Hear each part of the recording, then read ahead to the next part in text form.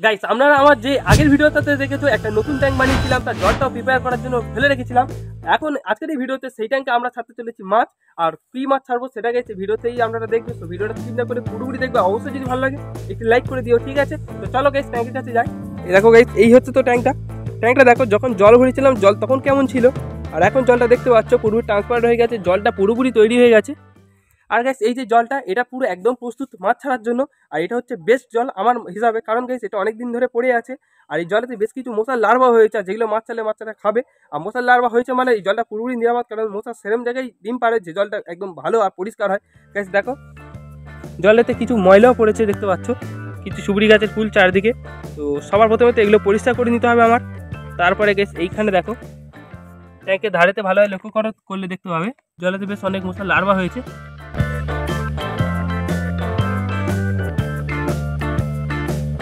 So guys এখন আমার কাজ এই ট্যাঙ্কের ওপরে যে সমস্ত ময়লা আর যে ফুলগুলো পড়েছে সেগুলোকে ভালোভাবে ছাঁকনি দিয়ে পরিষ্কার করে নেওয়া। তারপরে গাইস এই ট্যাঙ্কেতে যে সমস্ত মশার লার্ভাগুলো দেখালাম, তো সেগুলোকেও কালেক্ট করে তুলে নেবো আমার যে সমস্ত ফিমেল ফাইটার মাছগুলো আছে সেগুলোকে খাওয়ানোর জন্য, কারণ গাইস এই ট্যাঙ্কে তো অনেক মাছ ছাড়ছি আর অনেক কম পরিমাণে লার্ভা আছে, তো সেগুলো তুলে নেবো আমার ফিমেল ফাইটার মাছের, সেগুলো হয়ে যাবে। তারপরেই গাইস এই ট্যাঙ্কে ছাড়বো বেশ কিছু মলি মাছ, প্ল্যাটি মাছ, আরও যে সমস্ত ছোটো ছোটো গাপ্পি আছে সেগুলো সব মিক্সিং করে ছাড়বো। আর গাইস ছাড়ার 1-2 সপ্তাহের মধ্যে কিন্তু মাছের গ্রোথ বেশ অনেকটাই হবে, কারণ জলটা পুরোপুরি একদম প্রস্তুত মাছ ছাড়ার জন্য, মাছের জন্য একদম উপযোগী জল আছে।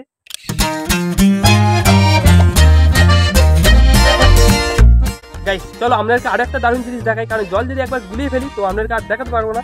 এই দেখো জলের নিচে ভালোভাবে লক্ষ্য করে দেখো গাইস, ট্যাঙ্কের ওপর থেকে দেখলে দেখতে পাবে ট্যাঙ্কের নিচে বেশ অনেক সরু সরু অনেক যেন কিছু পড়ে আছে। গাইস এগুলো হচ্ছে যে ব্লাড ওয়ার্ম কেঁচো হয়, লাল টকটকে দেখতে।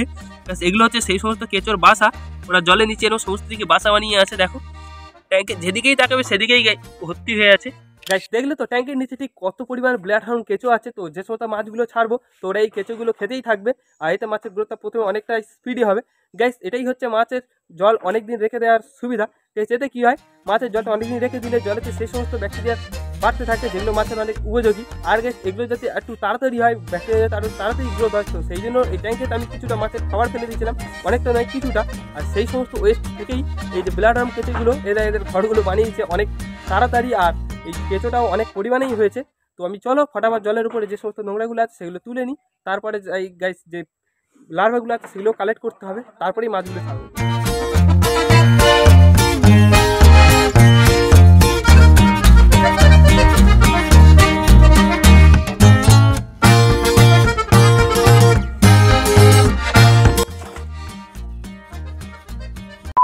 গাইস এই ট্যাঙ্কে থেকে অলমোস্ট সমস্ত ময়লা ফেলে দিয়েছি, আর ময়লা যখন তুলতে যাচ্ছি সেই সঙ্গে সঙ্গে অনেক মশা লার্ভা উঠে যাচ্ছে। গাইস 2-3 দিন আগে আমি এই ট্যাঙ্কে লক্ষ্য দিয়েছিলাম, তো এই ট্যাঙ্কে কোনো রকম মশা লার্ভা তখন ছিল না, এই 2-3 দিনের মধ্যেই এত পরিমাণে মশা লার্ভা হয়ে গেছে। তো চলো ফটোফট সমস্ত মশা লার্ভাগুলো কালেক্ট করে নিই। আর এই মশা লার্ভাগুলোকে এই নেট থেকে বার করতে গিয়ে আমি স্লিপকে আবার পুরো হাতটাও জলে ভিজে গেল।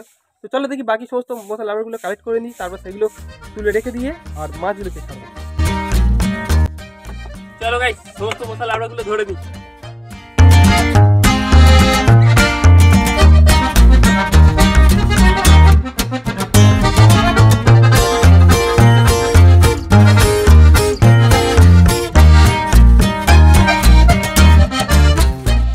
এই নেট দিয়ে না হচ্ছে না, এই নেটের যে ছিদ্রগুলো আছে এগুলো অনেকটাই বড় বড়, তো সেই জন্য যে অনেক পরিমাণে মশা লার্ভা আছে, তো বড়গুলো উঠছে বাকি সব বেরিয়ে যাচ্ছে। তো দেখি অন্য কোন নেট দিয়ে চেষ্টা করে।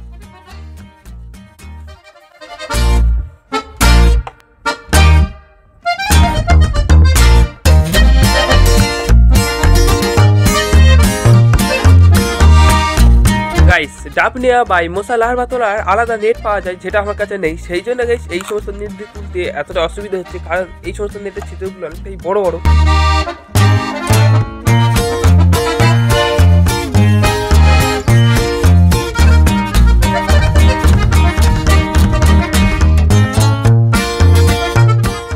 তো গাইস ফাইনালি এই ট্যাঙ্ক থেকে যা মশার লার্ভা তোলা হয়ে গেছে, এখনো অসংখ্য আছে যেগুলো অনেকটাই ছোট ছোট, তো সেই জন্য সেগুলো এই নেটে আর উঠছে না, তো আর তুলবো না, যেটা আছে এই ট্যাঙ্কেই থাক। তো চলো এবার মাছ দেওয়ার পালা। আর যে মাছগুলো দেবো দেখো এই আছে সমস্ত মাছগুলো এই ট্যাঙ্কেতেই, তো এতে বিভিন্ন ধরনের মাছ আছে, 3-4 ধরনের মাছ মিক্সিং হয়ে।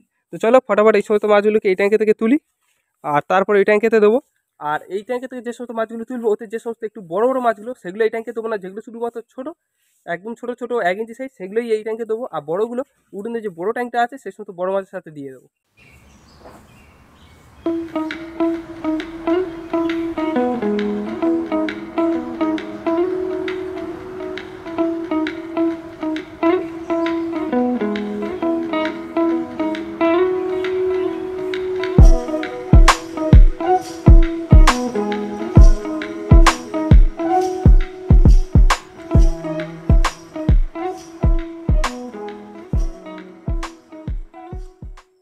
ব্যাস গাইস, এখানে সবকিছু রেডি হয়ে গেছে। তো চলো ফটাফট এই ট্যাঙ্ক থেকে সমস্ত মাছগুলোকে তুলে নিই, তারপরে এই ট্যাঙ্কটা পুরোপুরি জলটা খালি করে দেবো।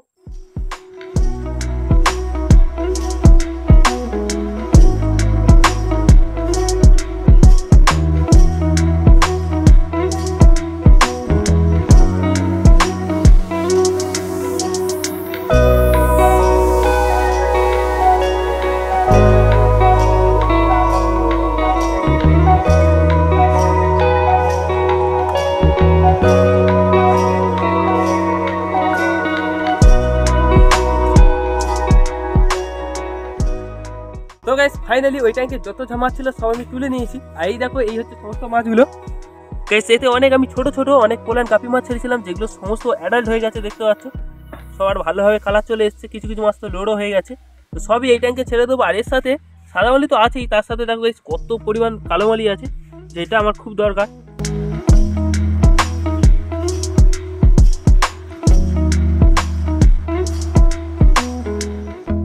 কারণ গাইস মাঝে করে আমার যে সমস্ত কালো বড় পুরান মাছগুলো আছে, তো তার থেকে অনেক মাছ কমে গেছিলো, মানে জল খারাপ হয়ে মারা গেছিলো। তো সেই জন্য বাচ্চা অনেক কম পেয়েছি, সেই জন্য মাঝখানে আর কোনো কালোমালি বাচ্চাই ছিল না, আর বড়ও করতে পারিনি। তো সেই জন্য যারা যারা মাছ কিনতে সব কালোমালি যখন চাই আমি আর দিতে পারি না। আর কালোমালি বেশি লোক চাইছে এখন, আর সাদামালি আমার কাছে বেশিটা আছে, কালোমালি একদম কম। আর এ তো অনেক কালোমালির বাচ্চা, যেগুলো সব সেমি অ্যাডাল্ট হতে যাচ্ছে, সেগুলো এই ট্যাঙ্কে দিলে খুব তাড়াতাড়ি বেড়ে যাবে। তো সেই জন্য কালোমালিগুলোই এই ট্যাঙ্কে দেবো।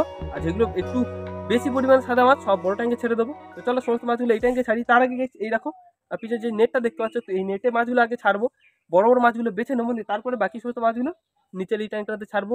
আর এই ট্যাঙ্কে যে সমস্ত লার্ভাগুলো আছে, মাছেরা আজকে সারাদিন খাবে, তো কালকেরও খাবে। কালকের বিকেলে বেলা গিয়ে আমি সমস্ত মাছদেরকে দানা খাবার খেতে দেবো।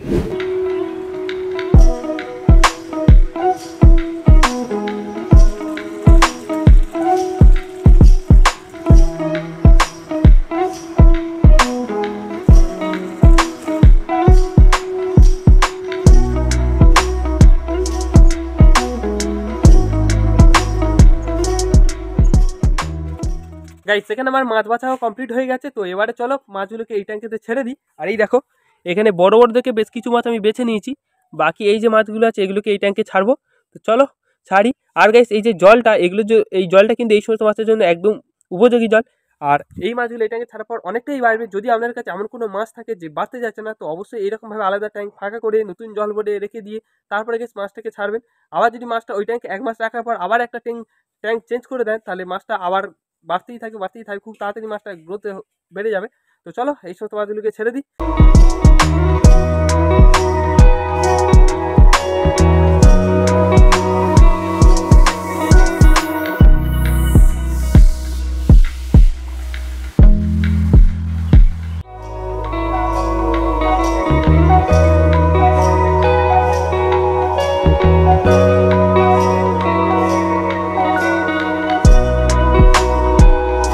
গাইস ফাইনালি ট্যাঙ্কটাতে সমস্ত মাছ ছাড়া কমপ্লিট হয়ে গেছে। আর এই দেখো গাইস মাছগুলো ট্যাঙ্কটাতে কি দারুণ সুইম করছে।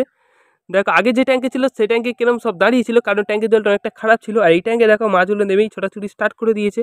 আর ওই দেখো ওগুলো হচ্ছে সব পোল্যান্ড গাপি, যেগুলো সব এক ঝাঁক হয়ে উপরে ভেসে আছে। মলিগুলো দেখো চারিদিক মই ঘুরে বেড়াচ্ছে। গাইস এরা ট্যাঙ্কের সাথে অ্যাডজাস্ট হয়ে যেতে একটু সময় লাগবে, তারপরে গাইস নিজের যে সমস্ত ব্লাড কেঁচুগুলো আছে এরা সব খাওয়া স্টার্ট করে দেবে। আর এই দেখো গাইস এই ট্যাঙ্কটার অবস্থা, এই ট্যাঙ্কে তো সমস্ত মাছগুলো ছিল, তো জলটা তো একদম মোটা হয়ে গেছে আর একদম গ্রিনের জায়গায় কালো হয়ে গেছে। সেই জন্য মাছগুলো এতে অতটা ভালো সুইম করছিল না, উল্টে মাছগুলো খাবার খাওয়া স্টপ করে দিয়েছিল। এবার গাইস এই যে ট্যাঙ্কে মাছগুলো ছাড়লাম, এই ট্যাঙ্কে মাছেরা বেশ অনেক পরিমাণে খাবার দিলেও সব শেষ করে দেবে। আর এই দেখো কেন ঝাঁক পিটে ঘুরে বেড়াচ্ছে, একদম ছাকা মাছ যাকে বলে, একদম পরিষ্কার জলে ভর্তি মাছ। কিন্তু গাইস এই ট্যাঙ্কটার উপরে একটা নেট কাটা দিয়ে দেবো কালকে সকালে আমি, নাহলে এই ট্যাঙ্কে যদি সাপ বা বগলাবে তো সব ফিনিশ করে দেবে, ট্যাঙ্কটাও খারাপ হয়ে যেতে পারে। দেখো কি দারুণ সব ঝাঁক পিটে ঘুরে বেড়াচ্ছে, যেদিকে তাকাবে সেদিকেই মাছ। তো চলো গাইস আজকের এই ভিডিওটা আমি এখানেই শেষ করছি। আই হোপ আজকের এই ভিডিওটা আমাদের ভালো লেগেছে। সো ভিডিওটা যদি অবশ্যই ভালো লেগে থাকে তো ভিডিওটার জন্য একটু লাইক, আর চ্যানেলে নতুন হয়ে থাকলে ফটোফট এখনই চ্যানেলটাকে সাবস্ক্রাইব করে নাও। তো দেখা হচ্ছে নেক্সট ভিডিওতে কোনো একটা নতুন ভিডিওর সাথে। ততক্ষণের জন্য বাই বাই।